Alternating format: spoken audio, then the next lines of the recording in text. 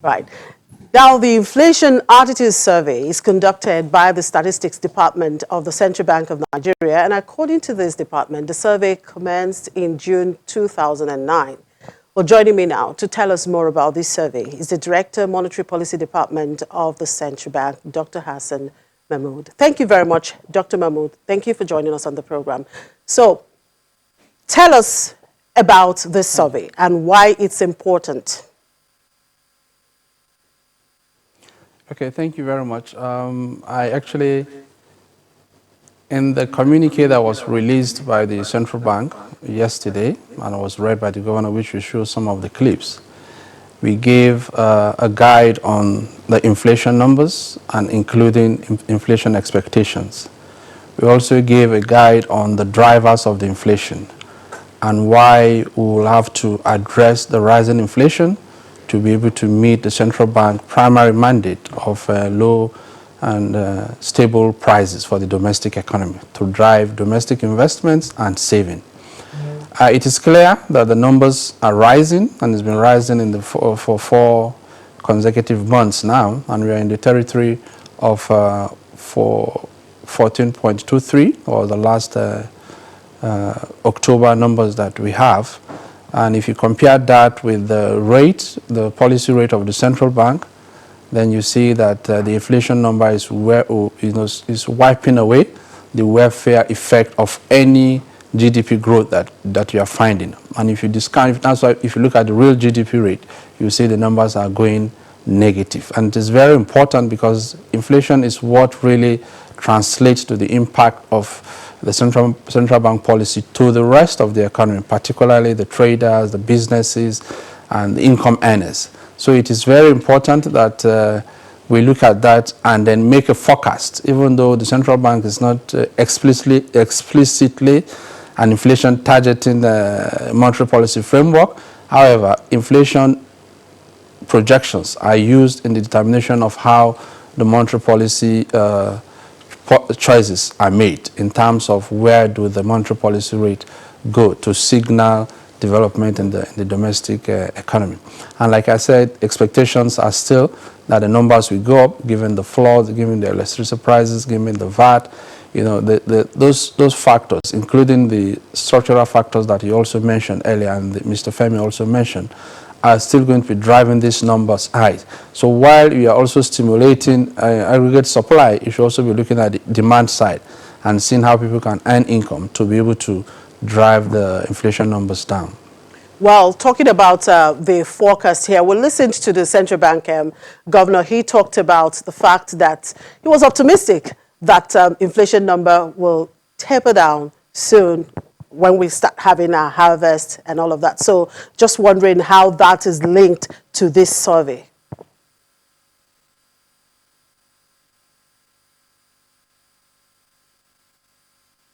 Which are what we call unconventional tools now to address the problems in the economy, particularly addressing the crisis that came out of the pandemic, the COVID pandemic that led to the restrictions of economic activities or lockdown of the entire economy. The structural rigidities that are causing this rise in the supply side push inflation number will have to be addressed. And how will that be addressed? By supporting manufacturing, households, SMEs, and those that are into petty productions. However, while that production is going on, you still need the other side of the equation, which is the people to buy those things, people to clear those inventories. And that is where the income, the household income, and the other stimulus packages to drive this income will come in. While you are producing and engaging the labor force, that labor force is earning wages and salaries. And those salaries, it's not what you produce generally, like people that work in the car manufacturing industry or other businesses. They eat food, they pay electricity, they take transport, they go for holidays and stuff like that. So when that income side, which is the demand side, is also boosted, then you have people to take off what is being produced. And that is how the equations builds up, and then the prices come down. So we want supply to be enough to beat that demand pressures. And if that happens, then you see the prices going down. In any case, the supply will also still be making even, so that the business is also functioning. So the forecast is for inflation numbers to come down to the targeted level, which is the single-digit inflation. We are not expecting to see that in this year, but we're expecting that when the interventions, both the fiscal and monetary, are properly permeated or properly implemented and permeated through the economy, then we should start seeing that picking up by the first and second quarter of 2021, and then the numbers will start coming down. Now, in your survey, you looked at about 4 areas: inflation, interest rates, the nexus between interest rate and inflation rate, and of course, opinion on the Central Bank of Nigeria. Can you talk to us about your key findings on these areas? Okay, generally why we look at interest rate and inflation is what we call the real effective interest rate.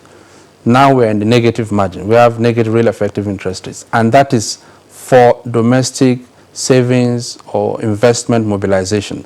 When your interest rate is way above, your inflation number is way above your interest rate, then it's not attractive because the gains is already wiped out by the inflation number. And domestically, you start seeing discouragement in terms of savings or deposit, and in some cases, if you extend it for some open economies, you start seeing also investment inflows will also be drying out because that margin, that yield is thinning out, and that is not attracting investment.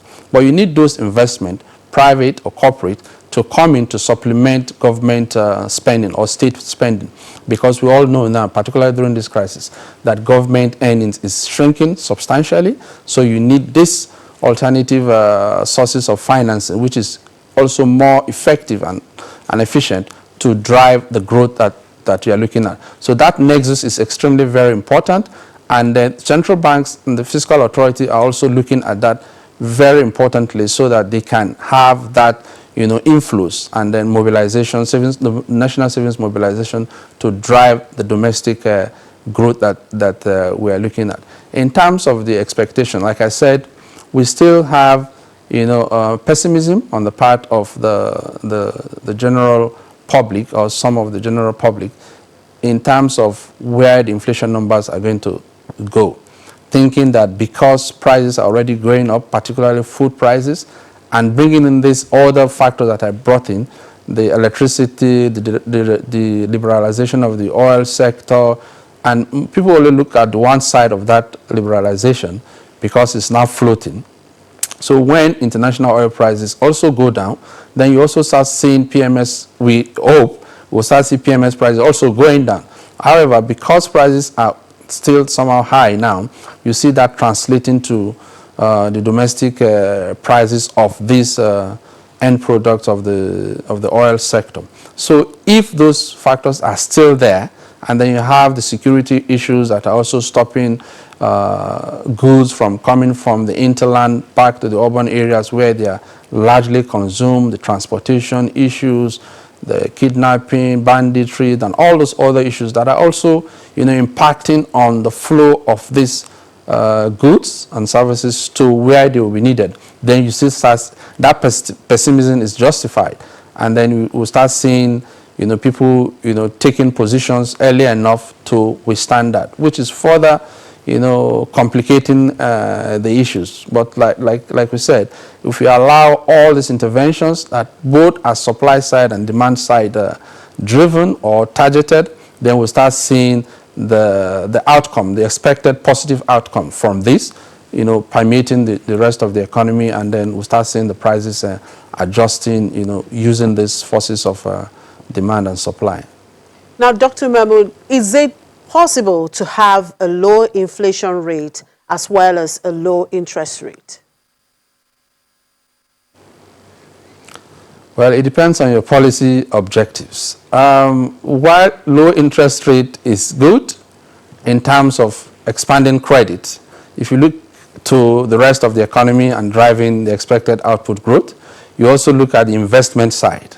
Low interest rate is also not attractive for investment, and you need to mobilize those investments to be able to drive this this credit expansion that they are looking at, or facilities to the rest of the economy. So it's a balancing thing, and it depends on what state of the economy you are in at a particular time and what are your priorities. Like it's also said now, yes, we have a recession, the growth is negative, and then you have inflation numbers going up, you have the exchange rate numbers there, but the priority now is to drive growth and get out of the recession and start worrying about it. So if you have that objective, then you'll be looking at low interest rates that will let the general public, investors, have affordable credit to be able to expand and build their businesses, and also recruit people, engage people in employment that will be able to take off those goods that are produced. So at no particular time can you say this is the best way to go. But stable inflation, stable prices is what is most important. The fundamentals would drive where your rate is, including, when I mean prices, I also mean exchange rate, interest rate, and all of the prices in the money market and fixed income market. What is important is the stability for the investor to be able to, make their projections and draw their investment line and expectations, so that you don't have arbitrary hedgings and stuff like that in the system, which distorts the price discovery intention of the market in the first place. So it's very difficult for anybody to tell you that this is where you should stay now. But low and stable inflation rate, it's very important for you to drive a welfare-driven, inclusive, poverty reducing and employment generating growth, output growth. Right. Well, over time, the central bank have always talked about inflation targeting, trying to bring down the rate of inflation, but that seems to be difficult, for some time. And then with this survey that you have conducted, how satisfied do you think people are with the central bank's management of interest rates as well as this inflation targeting in Nigeria? I think in the recent reports by the central bank, we saw that the proportion of people that can take facility below 20%, 15% interest rate has increased substantially over the period. You're aware of times where interest rate, or that's, I'm talking of lending rate now, is way above 30% for, the high risk, non-premium lenders or borrowers. And then that number has been coming down substantially. One, through regulation and prudential guidelines of the central bank, and through also the efficiency on the part of the banks or the financial institutions in trying to package some of these products, credit facilities in an efficient way and monitor them effectively, by also assisting the borrowers in terms of their entrepreneurship and investment profile.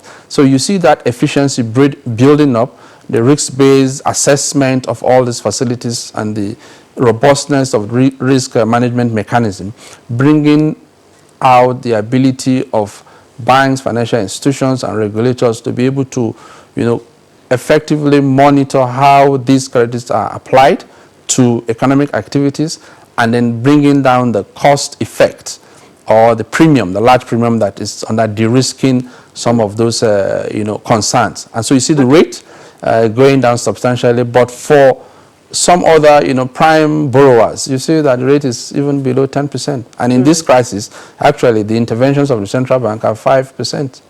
All right. Thank you very much, Dr. Mahmood, for educating us on that inflation targeting. Let's just hope that the central bank is able to use this survey to come up with better monetary policy.